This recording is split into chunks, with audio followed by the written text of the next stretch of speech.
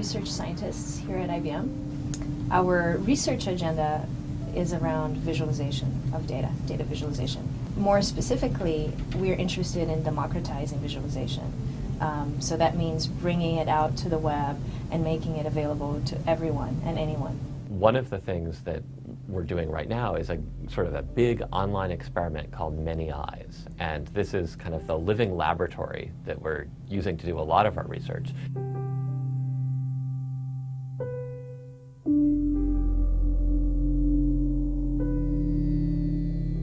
It's a site online that anyone can go to. It's up in public, and for free, you can put your data up and visualize it. So you can, if you have an Excel spreadsheet sitting around with something of interest, or you can write something up in a little word processor, you can just put it on our site, and then you can apply a bunch of, fairly sophisticated visualizations to see if you can see new things in it. Basically, half of our brain is hardwired for vision.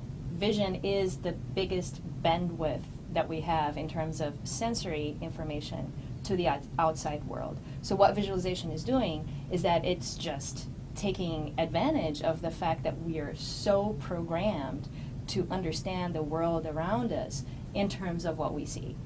I think the best way for people to learn about visualizations is to make them.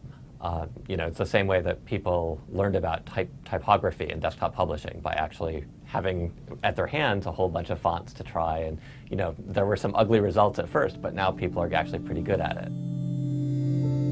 The thing that you're trying to do with visualization, where you're taking data that may be very basic, may be very mundane, and instead you're trying to turn it around and turn it into something that's a little bit different, or put a different perspective on it outside of just this sense of, well, it's a lot of numbers and it's very complicated, and what can we do to kind of either get across that sense of wonder, or more important for me personally is trying to get people more curious about the particular topic. The thing is, for visualization, we actually need it to be a lot more like art and a lot more like writing than we do right now, where it's a lot about programming and a lot about sort of the visual aesthetic of how it looks, as opposed to what we're actually conveying and the way that we can actually do that. What's actually effective. So yeah, what I'm going to show you guys is a bunch of data visualization software that I've written. Basically, I write computer software that takes a bunch of different types of data and turns it into something that we can relate to easier. This is one of the projects, the first data visualization projects I worked on. This is looking at air traffic over North America for a 24-hour period. So I think it's one thing to say, like, there's 140,000 planes in the sky above us, and that kind of registers, but at the same time, if you can see the kind of ebb and flow of the system, you can make insights about, like, population distribution, about the infrastructure, about kind of the decisions that are being made by air traffic controllers.